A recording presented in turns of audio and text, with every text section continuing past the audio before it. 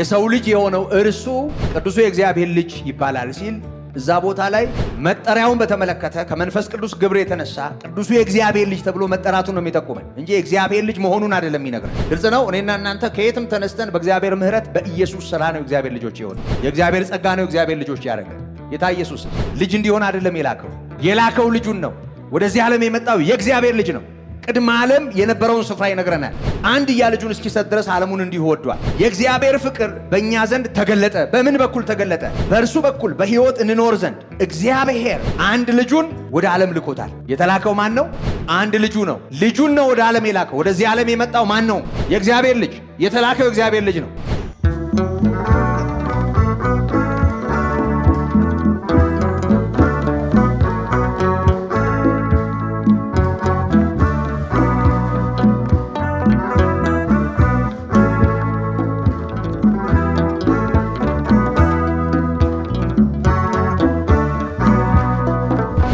በስመ አብ ወወልድ ወመንፈስ ቅዱስ አሐዱ አምላክ አሜን።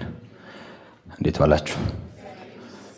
በምሕረት በጸጋው የደገፈን እንደ ቸርነቱ ይህን ጊዜ የሰጠን አምላካችን በጌታችንና በመድኃኒታችን በኢየሱስ ክርስቶስ የተመሰገነ ይሁን። እንደምታስታውሱ ባለፈው ሳምንት በነበረን ጊዜ አምላካችን አንዱ አምላክ ከአንድ በላይ የሆነ አካል እንዳለው የሚያሳዩ ወይም የሚያስገነዝቡ የመጽሐፍ ቅዱስ ክፍሎችን ከብሉይና ከሐዲስ ኪዳን በማውጣት እየተመለከትን እንደነበረ ታስታውሳላችሁ። ይሄንን ክፍል ስንጀምር የአካል ልዩነት አለ ማለት በሌላ ቋንቋ ለተለየው አካል የሚሆን ስምና ግብር አለ ማለት ነው። ስለዚህ በስሙና በግብሩ የተለየ ወይም የታወቀ አካል ያለው አምላክ ነው አምላካችን። ሶስት አካል፣ ሶስት ስም፣ ሶስት ግብር ያለው አምላክ ነው አምላካችን። ስለዚህ በዘመነ ብሉይ ወይም በብሉይ ኪዳን ቅዱሳት መጻሕፍት ከአንድ በላይ አካል እንዳለው የሚያሳዩ ጥቅሶችን ተመለከትን። እንዲሁም ደግሞ በሐዲስ ኪዳን አብና ወልድን መንፈስ ቅዱስን በተለየ ሁኔታ አካላቸውን ለይተን እንድናይ የሚያስችሉ የተወሰኑ ጥቅሶችን ተመለከትንና ሌላውን እናንተ ቤት እንድታዩት ሰጥቻችሁ እንደነበር አስታውሳለሁ። በዚህ ዙሪያ ለአጽንኦት የተወሰኑ ነጥቦችን እንዲሁ እንደተናገርኩም አስታውሳለሁ። ይህንን አስታውሳችሁና አጭር ጸሎት አድርገን ቀሪዎቹን ጥቅሶችና ከዚህ ጋር ተያያዥ የሆኑትን የመጽሐፍ ቅዱስ ሐሳቦች እንመለከታለን። የጌታ ጸጋ በነገር ሁሉ ይብዛልን። የአካል ልዩነት ስላለ ነው የስም ልዩነት የኖረው ማለታችንን ታስታውሳላችሁ። ለተለየው አካል የሚሆን መጠሪያ ነው ስም ብለናል። በተለየ አካል የተለየ ስም አለው ስንል ደግሞ እንዲሁ የተለየ ግብርም አለው ማለታችን ነው። ይሄ ለአብ ለወልድ ለመንፈስ ቅዱስ ለሶስቱም አካል ወይም ደግሞ በሶስት ስም ለሚታወቁ ሶስት አካላት ያለውን የአካል የስምና የግብር ልዩነት የሚያሳይ መሆኑን ተመልክተናል። ስም የአካሉ መገለጫ ነው። በስም ቀላቅለን ሶስቱን አካል መጥራት የአካል ልዩነትና የግብር ልዩነት መኖሩን አለመገንዘብ ይሆናል። ይህንን በጥቂቱ ለአጽንኦት ያህል መናገሬን ታስታውሳላችሁ። እንዲሁ የአካል ልዩነት መኖሩን የሚያስገነዝቡ ሐሳቦችን አሁንም ጨምረን እንመለከታለን። አጭር ጸሎት እናደርጋለን። ጌታ ሆይ አንተ አምላካችን ነህ። አንድ አምላክ የሆንከው አብ፣ ወልድ፣ መንፈስ ቅዱስ ወደዚህ ወደኛ ሕይወት በሰደድከው በላከው በሥጋ በተገለጠው በኢየሱስ እግዚአብሔር ሆይ ያደረግከውንም ምሕረትና ይቅርታ ማዳን እንዲሁ ጌታ ሆይ ስላበራህልን እናመሰግንሃለን። ዛሬም ቢሆን አብረህን ስላለህ፣ ዛሬም ቢሆን በመንፈስህ በቃልህ በነገር ሁሉ ስለምትመግበን፣ ስለምትመራን፣ ስለምታሳድገን እናመሰግንሃለን። ድንዛዜ የሚሆኑ ማስተዋልን የሚይዙ ክፉዎች በማንም ላይ ተጽዕኖ እንዳይኖራቸው በኢየሱስ ክርስቶስ ስም እግዚአብሔር ሆይ እንለምንሃለን። የክፋት አሰራር ሁሉ በስም የፈረሰ ይሁን። ቅዱስ አምላካችን እግዚአብሔር ሆይ በእውነት ልጅህ አንተን ስለገለጠልን አንተም ደግሞ ልጅህ እንድናውቀው በመንፈስህ ስለረዳህን ይህም ከሰማይ በሆነ አብርሆት የገባን እውነት ስለሆነ ልጅህ እንዳስተማረን በእውነት እናመሰግናለን። ቀሪውን ሰዓት ተረከብ። በቅርብም በርቀትም ሆነው ይህን ለሚካፈሉ ሁሉ ጸጋ በክርስቶስ ይብዛ፣ አሜን። በጌታ በኢየሱስ ክርስቶስ ስም ባለፈው ካየናቸው በተጨማሪ የአካል ልዩነት መኖሩን የሚያስገነዝቡ ጥቅሶች የመጽሐፍ ቅዱስ ክፍሎች እንዳሉ፣ እነዚህ የመጽሐፍ ቅዱስ ክፍሎች በጣም ብዙ እንደሆኑ ጠቆም አድርጌያችኋለሁ። ያ ማለት ደግሞ የአካል ልዩነት ስንል የስሙንም የግብሩንም ልዩነት ጭምር የሚያስረዳ መሆኑን ባለፈው በደንብ ጠቁሚያችኋለሁ። አሁንም የምናያቸው ጥቅሶች በደንብ እንድናየው ወይም ደግሞ ይሄን እንድንረዳው ይረዳናል። ባለፈው እንደነገርኋችሁ እነዚህን የመጽሐፍ ቅዱስ ክፍሎች በዚህ መጠን ማስተዋል አንዳንድ ጊዜ ያው የግድ እንደዚህ ባለ ሁኔታ ምስጢረ ሥላሴን መማር አንዳንዴ የግድ ሳይሆን በደንብ መጽሐፍ ቅዱስን በትኩረት ለሚያይ ሰው እነዚህ ሁሉ ነገሮች በመጽሐፍ ቅዱስ ውስጥ በየትኛውም ስፍራ የምናገኛቸው እንደመሆናቸው መጠን በቀላሉ የምንረዳው ነው። ግን አንዳንዴ ያው እንዲህ ባለ መልኩ ትኩረት መስጠት አስፈላጊ ስለሆነ ነው በተለየ ሁኔታ ጥቅሶቹን አውጥተን እያየን ያለ ነው። የትምህርታችን ርዕስ ይሄንን እንድናደርግ ስለሚጋብዘን ባለፈው እስከ ፊልጵስዩስ ምዕራፍ 2 ድረስ ያለውን እስከ ቁጥር 11 ቁጥር 6፣ 9 እና 11 ላይ ያሉትን ተመልክተናቸው ነበር። ቆላስይስ ምዕራፍ 3 ቁጥር 17 ላይ እንዲህ የሚል ቃል እናነባለን። እግዚአብሔር አብን በእርሱ እያመሰገናችሁ በቃልም ቢሆን ወይንም በሥራ የምታደርጉትን ሁሉ በጌታ በኢየሱስ ስም አድርጉት።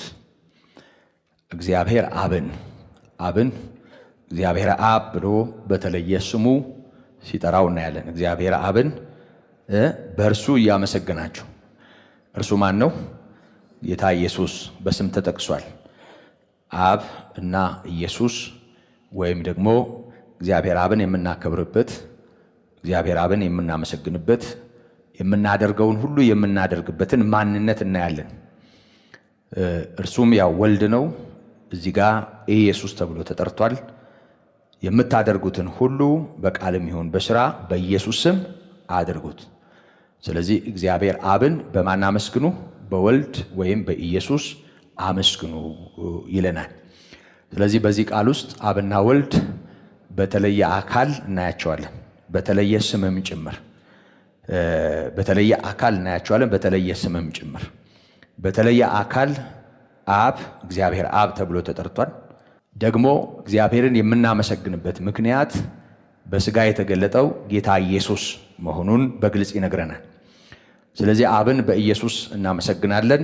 እግዚአብሔር አብን በሥጋ በተገለጠው አምላክ ከፍ ከፍ እናደርገዋለን። ስለዚህ አብና ወልድ ወይም አብና ጌታ ኢየሱስ በተለየ ማንነት መጠራታቸውን እናስተውላለን። ቀጣዩን ሁለተኛ ጢሞቴዎስ ምዕራፍ 1 ቁጥር 2 ላይ ያለውን ጥቅስ እንመለከተዋለን። ለተወደደው ልጄ ለጢሞቴዎስ ከእግዚአብሔር አብ ከጌታችንም ከክርስቶስ ኢየሱስ ጸጋና ምሕረት ሰላምም ይሁን። ከእግዚአብሔር አብ ከጌታችንም ከኢየሱስ ክርስቶስ ጸጋና ምሕረት ሰላምም ይሁን። እግዚአብሔር አብን በተለየ ሁኔታ ይጠራዋል። ከጌታችንም ብሎ በተጨማሪ ከእግዚአብሔር አብ በደንብ አስተውሏቸው እነዚህን ጥቅሶች። በእርግጥ ተጨማሪ ጥቅሶችን ስናይ አብ እያለ ያለው ኢየሱስን እንዳልሆነ ወይም ደግሞ ወልድን እንዳልሆነ ወይም የሰው ልጅ የሆነውን አምላክ እንዳልሆነ እናያቸዋለን። በቀጣይ ጥቅሶች ይሄ ሐሳብ በደንብ ፈክቶና በርቶ ስለምናየው አንዳንድ ቦታ እንዲህ ተያይዞ የተጠቀሱ ጥቅሶችን ራሱን ነው የሚል ይሄ የሰባሌዎስ ትምህርት ያላቸው ሰዎች ወይም ሥላሴን የማይቀበሉ ሰዎች አንዱን አካል አብም ወልድም መንፈስ ቅዱስንም ብለው የሚጠሩ ሰዎች እንደዚህ አይነት ልክ ያልሆነ ነገር ይናገራሉ። የሆነ ሆኖ አሰግድ ከተባለ በኋላ ላይከም ቢል ምን ማለት ነው? አሰግድም ላይከም አሰግድ ነው ማለት ነው። ወይም ላይከም ራሱ አሰግድ ነው ማለት ነው። አዎ እኔ እንትናም ካልኩ ጨመርኩ ማለት ነው አይደል? ሌላ ነገር አከልኩ ማለት ነው እንጂ አሰግድ ማለትም ላከ ማለትም አበበ ማለትም እንትና ብል ለአንዱ አካል በጣም የተለያየ ስም እየተናገርኩ ነው ያለሁት እና እገሌ ብዬ ከጠራው በኋላ እገሌም ካልኩኝ ቋንቋው ራሱ ፊደሉ ራሱ የሚያክል መሆኑን የሚጨምር መሆኑን ወይም ሌላኛውን የሚጠራ መሆኑን ያስታውቃል። ይሄ ምንም አንድ ፊደልና አማርኛ ቋንቋ ላይ ብዙ መነታረክ አያስፈልግም። ቀጣይ ጥቅሶቹና ሐሳቦች ይሄንን በደንብ እያፈኩ እያጎሉ እያሳዩን ስለሚሄዱ ስለዚህ በሁለተኛ ጢሞቴዎስ ምዕራፍ 1 ቁጥር 2 ላይ ከእግዚአብሔር አብ ካለ በኋላ ከጌታችንም ከኢየሱስ ክርስቶስ ጸጋና ምሕረት ሰላምም ይሁን ይላል እና አብና ጌታ ኢየሱስ ክርስቶስን አሁንም እንዲሁ በተለየ ማንነት መጥራቱን እናያለን። ወደ ቲቶ እንሻገራለን። ቲቶ 1:1 እና 2 አነበዋለሁ።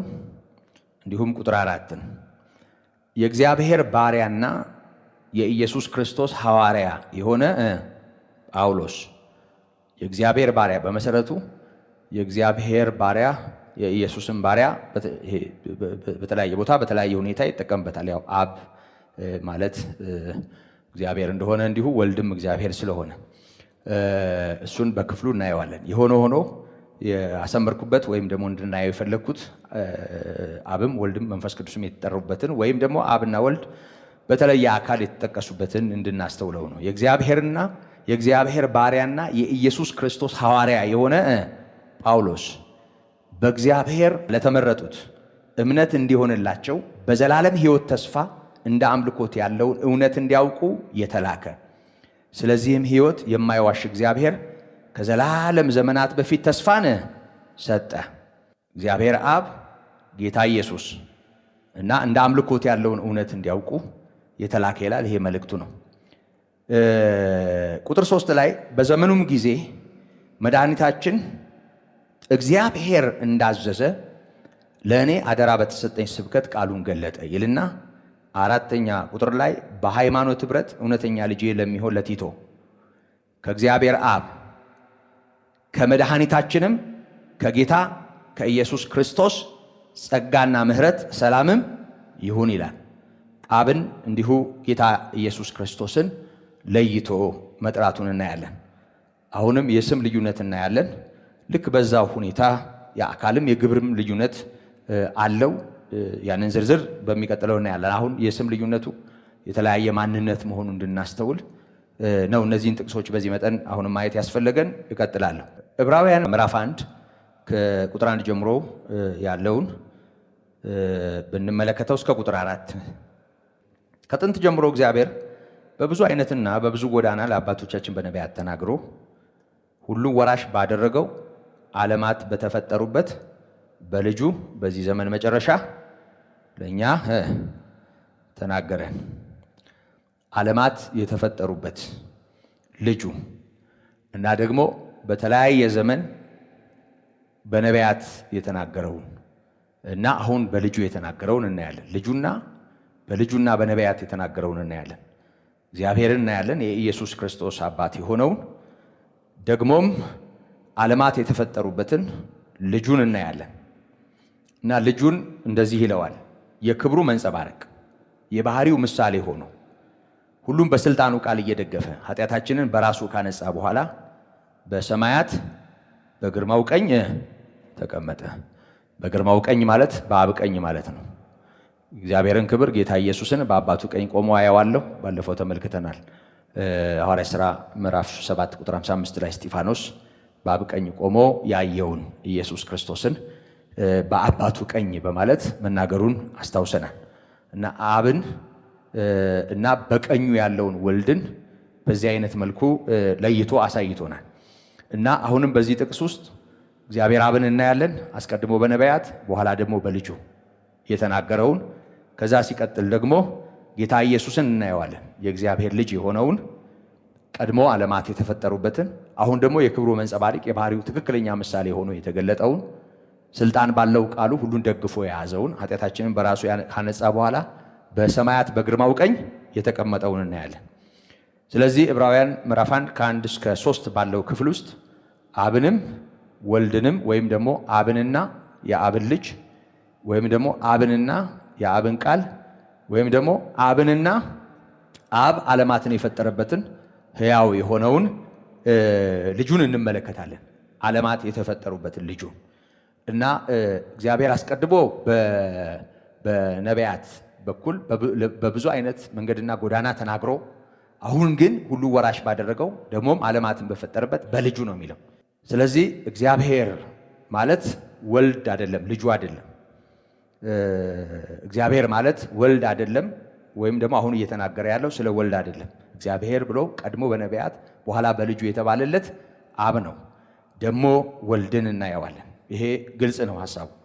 እዚሁ ዕብራውያን 9:14 ላይ ዕብራውያን 9:14 ላይ ነውር የሌለው ሆኖ በዘላለም መንፈስ ራሱን ለእግዚአብሔር ያቀረበ የክርስቶስ ደም እንዴት ይልቅ ሕያውን እግዚአብሔርን ልታመልኩ ከሞተ ሥራ ሕሊናችሁን ያነጻ ይሆን ይላል እና ጌታችን ኢየሱስ ክርስቶስ በዘላለም መንፈስ ራሱን ለእግዚአብሔር አቅርቧል። ስለ እኛ በደሙ በኩል ያደረገውን አገልግሎት ነው የሚያሳየን። ስለዚህ የክርስቶስ ደም እንዴት ይልቅ ሕያው እግዚአብሔርን ልታመልኩ ከሞተ ሥራ ሕሊናችሁን ያነጻው ይሆን? የደማው የተሰቀለው በመስቀል ላይ ያየነው ወልድ ነው፣ ወይም ደግሞ ክርስቶስ የሆነው ኢየሱስ ነው፣ ወይም ደግሞ በሥጋ የተገለጠው አምላክ ነው። በምንም ተአምር እንደው ካልዞረብን ካልተዟዟረብን በቀር እግዚአብሔር አብ ተሰቀለ እንላለን? እግዚአብሔር አብ ተሰቅሏል? ለእኛ በጣም ቀላል ነው። በሌላ ቋንቋ አብ ወልድ መንፈስ ቅዱስ አንድ አካል ነው የሚሉ ሰዎች አብ ተሰቅሏል እያሉ ነው፣ መንፈስ ቅዱስም ተሰቅሏል እያሉ ነው። እና እነዚህን ሁሉ የመጽሐፍ ቅዱስ ሐሳቦች ወይም ደግሞ የመጽሐፍ ቅዱስ እውነቶች በዜሮ የሚያባዛና እንደውም ይህን ጥሎ ሌላ መጽሐፍ መፈለግ ሳይሻል አይቀርም። ሥላሴን ለመካድ ወይም አብ ወልድ መንፈስ ቅዱስን የተለየ አካል የተለየ ስምና የተለየ ግብር ያለው አምላክ መሆኑን ለመካድና አንድ አካል በተለያየ ጊዜ እንዲህ ባለ ሁኔታ ተገለጠ ብሎ ሌላ ትምህርት ለማስተማር መጽሐፍ ቅዱስን እንዳለ መወርወር ያስፈልጋል። ይሄን መጽሐፍ ቅዱስ ይዞ ግን እንደዚህ መሆን በጭራሽ እድል አይሰጥም። ይሄንን በደንብ ልናስተውለው ይገባል። ስለዚህ ነውር የሌለው ሆኖ በዘላለም መንፈስ ራሱን ለእግዚአብሔር ያቀረበ፣ ለእግዚአብሔር ራሱን ያቀረበው ማን ነው? ያቀረበው ለማን ነው? ለእግዚአብሔር። አዎ ራሱን ነው ያቀረበው። ራሱን ለእግዚአብሔር አቀረበ። ይሄ በዛኛው ሐሳብ ትርጉም ይኖረዋል? ይሄ በዛ በተሳሳተው ትምህርት ትርጉም ይኖረዋል? በጭራሽ ትርጉም ያጣል። ለእግዚአብሔር ያቀረበ፣ ለእግዚአብሔር ራሱን ያቀረበው ጌታ ኢየሱስ ክርስቶስ ነው እና ክርስቶስ መስዋዕት ሆኖ ቀርቧል። ስለኛ እኛን ወክሎ የቀረበው ወደ እግዚአብሔር ነው። ለእግዚአብሔር ነው ራሱን ያቀረበው። ስለዚህ በእግዚአብሔር ፊት ጌታ ኢየሱስ ክርስቶስ በደሙ ስለኔና ስለናንተ መቅረቡን እና ሕያው የሆነ ደሙን ማቅረቡን ያሳየናል። የቀረበው በአብ ፊት ነው፣ በእግዚአብሔር ፊት። ይሄ የተገለጠ እውነት ነው። አብና ወልድን መስዋዕት የሆነውና መስዋዕት ተቀባይ የሆነውን አብን እናያለን። አንድ ልጁን አሳልፎ የሰጠውና ደግሞ ተላልፎ የተሰጠውን ወልድን እንመለከታለን። ሁለቱ የተለያዩ አካላት መሆናቸውን በግልጽ መስዋዕት ተቀባዩንና መስዋዕት ሆኖ የቀረበውን መስዋዕት አቅራቢውን እናየዋለን። ይህም በደንብ ማስተዋል ያስፈልጋል። ቅዱስ ጴጥሮስም በአንደኛ መልእክቱ አንደኛ ጴጥሮስ ምዕራፍ 1 ቁጥር 1 እና ቁጥር 2 ላይ የኢየሱስ ክርስቶስ ሐዋርያ ጴጥሮስ እግዚአብሔር አብ አስቀድሞ እንዳወቃቸው በመንፈስም እንደሚቀደሱ ይታዘዙና በኢየሱስ ክርስቶስ ደም ይረጩ ዘንድ ለተመረጡ በጳንጦስና በገላትያ በቀጶዶቅያም በእስያም በቢታንያም ለተበተኑ መጻተኞች ሰላምና ጸጋ ይብዛላችሁ ይላል። እዚህ ላይ አብ ወልድንም መንፈስ ቅዱስንም እናያለን። በተለየ ስማቸው ስለ ወልድና ስለ መንፈስ ቅዱስ እመለሳለሁ። ለዚህ ነው እንዲሁ የአካል ልዩነት የስም ልዩነት ላይ ብቻ ትኩረት እያደረኩ የምመለሰው። በመለኮታዊነት ጉዳይ ሦስቱም አካል እግዚአብሔር ተብለው መጠራት በመቻላቸው ጉዳይ አብ ወልድ መንፈስ ቅዱስ አንድ አምላክ ብለን በኩል ደረጃ መናገራችን ሶስት አምላክ ሳይሆን አንድ አምላክ ማለታችን ጉዳይ ያው መለስበታለሁ። አሁን ባለን ሁኔታ አብ ወልድ መንፈስ ቅዱስ በተለየ አካል የተጠቀሱበትን እንዲሁም አካሉን ስንጠራ ስምና ግብርን የሚያመለክቱ ሐሳቦችን እንድናይ ነው። አሁን እግዚአብሔር አብ አስቀድሞ እንዳወቃቸው ይላል በመንፈስም እንደሚቀደሱ ይታዘዙና በኢየሱስ ክርስቶስ ደም ይረጩ ዘንድ ለተመረጡት ይላል። በእግዚአብሔር አብ ደም አንልም አይደል? አዎ እንደው በመንፈስ ቅዱስ ደም ይባላል። እንደው ጭራሽ እኮ አይደል? በፍጹም አንልም። ሊሆን አይችልም። አንድ ቦታም አልተባለም፣ ሊባልም አይችልም። እና የተረጨንበት ደም የማን ደም ነው? የኢየሱስ ክርስቶስ ደም ነው። የተቀደስንበት መንፈስ የእግዚአብሔር መንፈስ መንፈስ ቅዱስ ነው። ደግሞ እግዚአብሔር ለዚህ ከዘመናት በፊት ያውቀናል። እግዚአብሔር አስቀድሞ የወሰነው ውሳኔ ነው በኢየሱስ ክርስቶስ መገለጥና በመንፈስ ቅዱስ በሆነው መቀደስ የሆነልን። ስለዚህ ይሄንን እናያለን። ይሄ በተለየ ማንነት መጠራቱን እናያለን። ቀድሞ እግዚአብሔር አብ የሚያውቀን መሆኑን በእግዚአብሔር አብ መታሰባችን በመንፈስ ቅዱስ እንድንቀደስ መፈለጉን እና በመንፈስ ቅዱስ መቀደስ ማለት ደግሞ በጌታችን በመድኃኒታችን በኢየሱስ ክርስቶስ ደም የሆነውን ነገር ወደኛ ሕይወት በማምጣት በመንፈስ ቅዱስ ይህንን ከመረዳት ጋር ይህንን ከማመን ጋር ይህንን ከመቀበል ጋር ተያይዞ የሆነ ነው። ስለዚህ ደሙ ተረጭቶ የታደገንን ደግሞ ይህን እውነት ወደ ሕይወታችን ብርሃን ሆኖ ያመጣውን ደግሞ አስቀድሞ ያወቀንን እግዚአብሔር አብን በተለየ ስም ሲጠራ እናያለን። አብ መንፈስ ቅዱስ ወይም መንፈሱን እንደገናም ደግሞ ማንን? አዎ ኢየሱስን በደሙ የታደገንን። እዚሁ ምዕራፍ ቁጥር 20 እና ቁጥር 21 ላይ እንደዚህ ይላል። ዓለም ሳይፈጠር እንኳ አስቀድሞ ታወቀ ካለ በኋላ ነገር ግን እምነታችሁና ተስፋችሁ በእግዚአብሔር ይሆን ዘንድ ከሙታን ባስነሳው ክብርንም በሰጠው በእግዚአብሔር በእርሱ ስለምታምኑ ስለ እናንተ በዘመኑ መጨረሻ ተገለጠ ይላል። እግዚአብሔር አስቀድሞ ዓለም ሳይፈጠር አስቀድሞ በዘላለማዊ ዕውቀቱ ውስጥ የሚያውቀው ነው። በእግዚአብሔር ዘንድ አዲስ አይደለም የሆነውና የሚሆነው ነገር። የሆነ ሆኖ እምነታችሁና ተስፋችሁ በእግዚአብሔር ይሆን ዘንድ ይላል። እምነታችሁና ተስፋችሁ በእግዚአብሔር ይሆን ዘንድ ይውላችሁ ከሙታን ባስነሳው ይላል። ክብርንም በሰጠው በእግዚአብሔር በእርሱ ስለምታምኑ። ከሙታን አስነሺው ማን ነው? እግዚአብሔር አብ። ከሙታን የተነሳው ማን ነው? ኢየሱስ ክርስቶስ። ከሙታን አስነሺ፣ ከሙታን ተነሺ። ከሙታን የተነሳውን ከሙታን ያስነሳውን ይህንን ማዟዟር መደበላለቅ አይቻልም። አስነሺውና ተነሺው በተለየ ስምና በተለየ ግብርም ነው የተገለጠው። አብ የያዘውን ስፍራ እዩ። ግብር ማለት ተግባር ብቻም ሳይሆን ከባህሪ ጋር ከማንነት ጋር መገናኘቱን ከዚህ በፊት ጠቆም ማድረግ ያለው እሱን ወደ ክፍሉ ስንመጣ እንመለከተዋለን። የሆነ ሆኖ ግን አብ የያዘውን ስፍራ እዩ። ይሄ ተገላብጦ በንግግር እንደው በዳሂጸ ልሳን ወይም ደግሞ በአፍ ወለምታም ቢሆን እንዲህ ተዘዋዙሮ ስፍራውን ለቆ ሌላ አይነት መልክ መያዝ አይችልም። አዳልጦን እግዚአብሔር ወልድ አብን አስነሳው አንልም። በምንም አይነት መልኩ ይሄንን አናገላብጠውም፣ ልናገላብጠው አንችልም።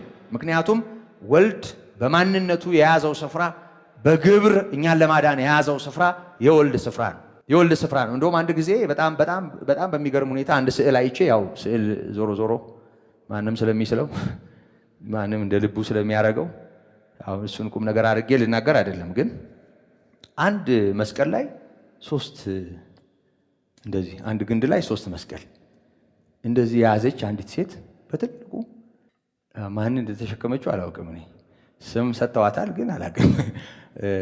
እና እንደዚህ መስቀል ተሸክማ አንድ ነው መስቀሉ እዚህ ጋር ይሄ የጥሩ የቴሌቪዥን አንቴና የመሰለ ግንድ ላይ እንደዛ አይነት ነገር አይቼ በጣም ገርሞኝ ነበር። የሆነ ሆኖ በምንም ተአምር ሶስት መስቀል ካየን ተራራ ላይ ሁለቱ እዛና እዚህ ወንበዴዎች ናቸው። በማለት የተሰቀለው የእግዚአብሔር ልጅ ነው እና አብ ወልድ መንፈስ ቅዱስ መስቀል ላይ አልወጣም። ሶስቱ አካል አንድ ነው ብሎ መናገር ሶስቱንም መስቀል ላይ ማውጣት ነው እና ወይም ደግሞ ሶስቱንም እንደ አብ ይህን የመስቀሉን ስራና የመንፈስ ቅዱስን ስራ መካድ ነው። ወይም ደግሞ ሶስቱንም የአብና የወልድን ጨፍልቆ ወደ መንፈስ ቅዱስ ማምጣት ነው። ድብልቅልቅ ያለ ትምህርት ነው። ዞሮ ዞሮ መጽሐፍ ቅዱሱ በጣም ግልጽ ነው። ክብር ለአምላካችን ይሁን። ምንም ግራ የገባው አይደለም። በደንብ የተገለጠ ነው። ይሄንን በደንብ አስተውሉ እና ሁለተኛ ጴጥሮስ ምዕራፍ 1 ቁጥር 17 ላይ እዚሁ ምዕራፍ 1 ቁጥር 17 ላይ እንደዚህ ይላል፣ ከገናናው ክብር በእርሱ ደስ የሚለኝ የምወደው ልጄ ይህ ነው የሚል ያ ድምፅ በመጣለት ጊዜ ከእግዚአብሔር አብ ክብርና ምስጋናን ተቀብሏል። ክብርና ምስጋናን የተቀበለው ማን ነው? ወልድ።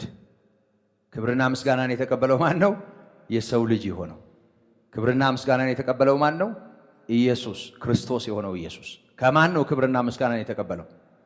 ከአብ። ሲጠመቅ በእርሱ ደስ የሚለኝ የምወደው ልጅ ያለ እንደገና ማቴዎስ 17 ላይ በመለወጥ ተራራ ላይ አሁንም እርሱን ስሙት የምወደው ልጅ ይሄ ነው በማለት ይውላችሁ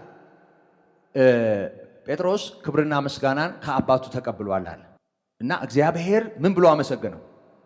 ምን ብሎ አከበረው?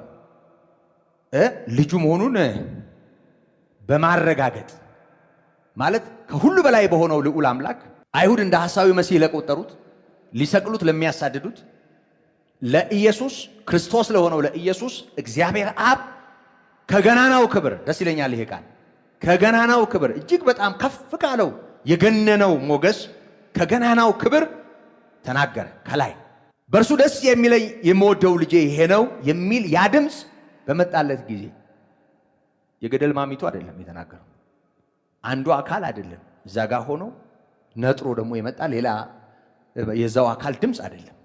ይህ ግልጽ ነው። ምክንያቱም ክርስቶስ በእንዲህ አይነት ሁኔታ ተራራው ላይ በነበረበት ጊዜ ከገናናው ክብር በእርሱ ደስ የሚለኝ የምወደው ልጄ ይሄ ነው ጥቆማም አለበት።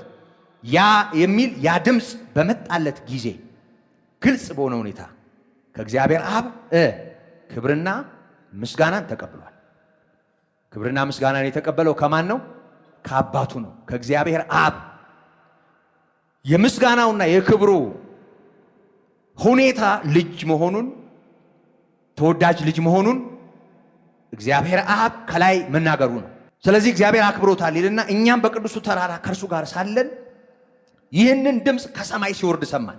ከእርሱም ይልቅ እጅግ የጸና የትንቢት ቃል አለን።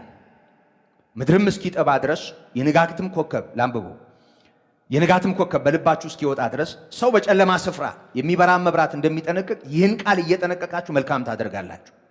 እግዚአብሔር ይመስገን። ከዚህም ይልቅ የጸና የትንቢት ቃል አለን አለ።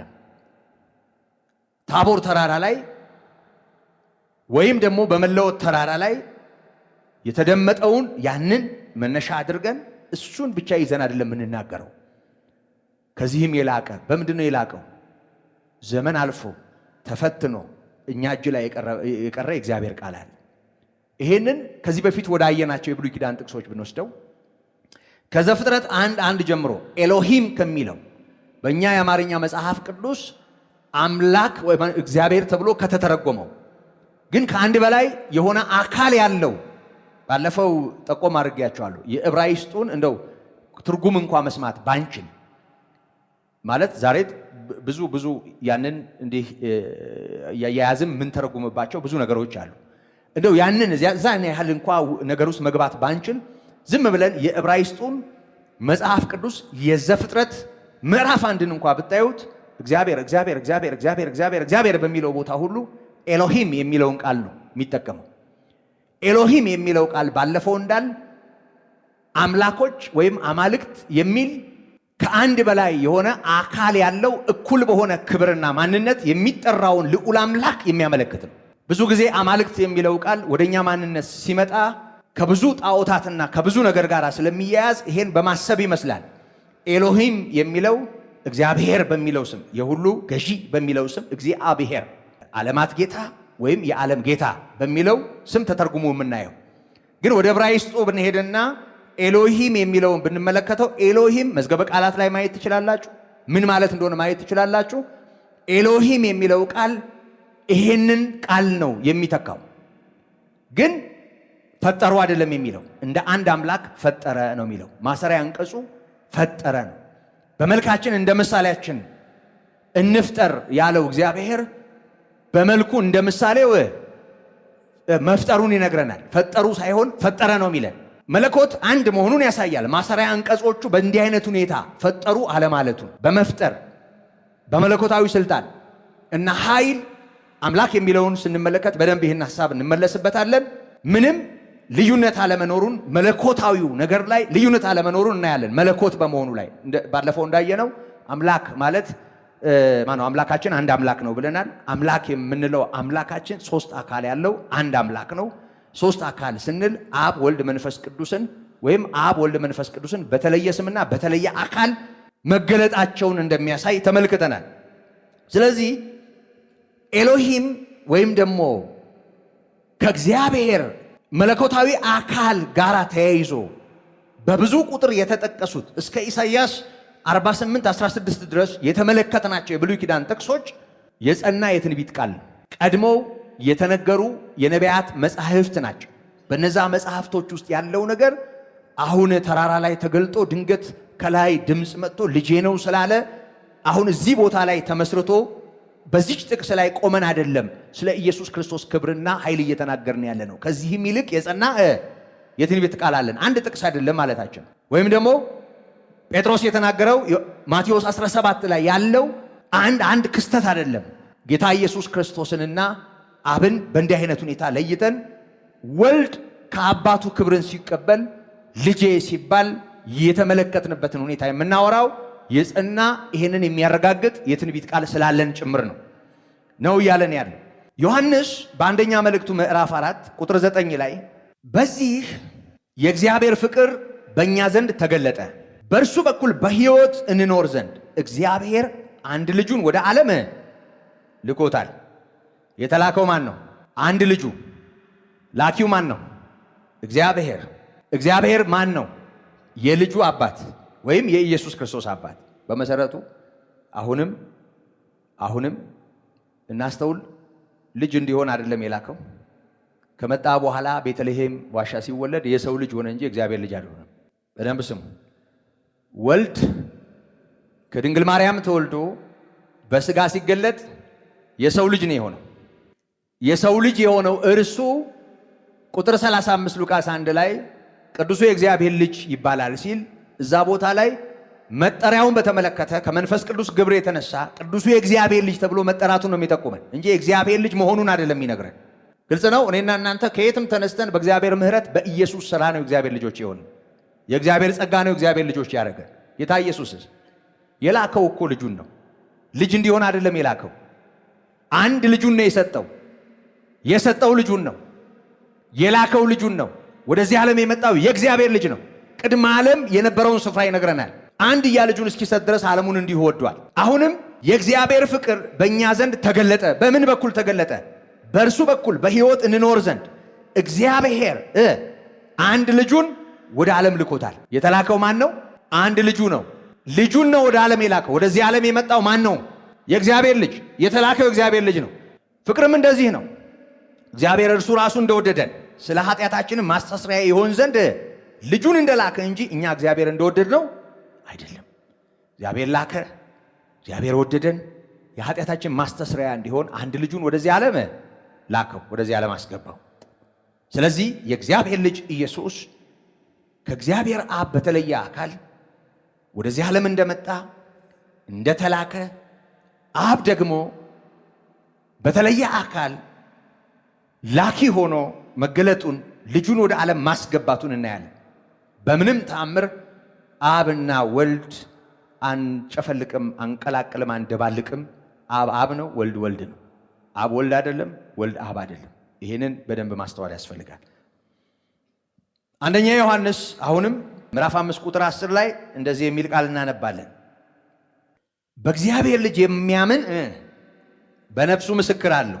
በእግዚአብሔር የማያምን እግዚአብሔር ስለ ልጁ የመሰከረውን ምስክርነት ስላላመነ ሐሰተኛ አድርጎታል።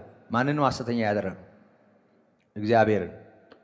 ኢየሱስን በእግዚአብሔር ልጅነቱ አለመቀበል ልጄ ያለው እግዚአብሔርን ውሸታም እያለ ነው። ልጁን አይደለም ውሸታም እያለ ያለው። ኦልሬዲ ልጁን ውሸታም ብሎታል። ምንም ጥርጥር የለው። ምክንያቱም ልጁን በልጅነቱ አለመቀበል ማለት ኢየሱስ ክርስቶስን በእግዚአብሔር ልጅነቱ አለማመን ማለት ነው። ይሄንን ነውር የሚሰራ ወይም የሚፈጽም ሰው ገባውም አልገባውም ሌላም በደል አለበት። እግዚአብሔር ስለ ልጁ የመሰከረው ምስክርነት ነው የሚቃወመው። እግዚአብሔር ኢየሱስን ልጄ ማለቱን ነው የሚቃወመው። ይሄንን ስላላመነ እግዚአብሔርን ሐሰተኛ አድርጎታል። ስለዚህ አንድ ሰው ኢየሱስ የእግዚአብሔር ልጅ አይደለም ሲል እግዚአብሔር ውሸታም ነው እያለን፣ እግዚአብሔር ስለ ልጁ የመሰከረው ምስክርነት ስህተት ነው እያለን፣ ይሄንን ዝም ብሎ እንደፈለጉ ተነስቶ እግዚአብሔር ልጅ የለውም፣ የእግዚአብሔር ልጅ አይባልም፣ የእግዚአብሔር ልጅ የሚለው ነገር እንደው ምናምን ማለት አይቻልም። በሌላ ቋንቋ እግዚአብሔር አብ ስለ ልጁ የተናገረውን ቅዱሳት መጻሕፍት ስለ ኢየሱስ የሕያው እግዚአብሔር ልጅ የተናገሩትን በመቃወም እግዚአብሔርን መቃወም ነው ይሄ። ስለዚህ ስህተቱ እግዚአብሔርን መቃወም ወይም እግዚአብሔርን ውሸታም የማለት ጭምር ነው። ስለዚህ በእግዚአብሔር ልጅ የሚያምን ነው በነፍሱ ምስክርነት ያለው ይለናል። እግዚአብሔርም የዘላለምን ሕይወት እንደሰጠን ይህም ሕይወት በልጁ እንዳለ ምስክሩ ይህ ነው።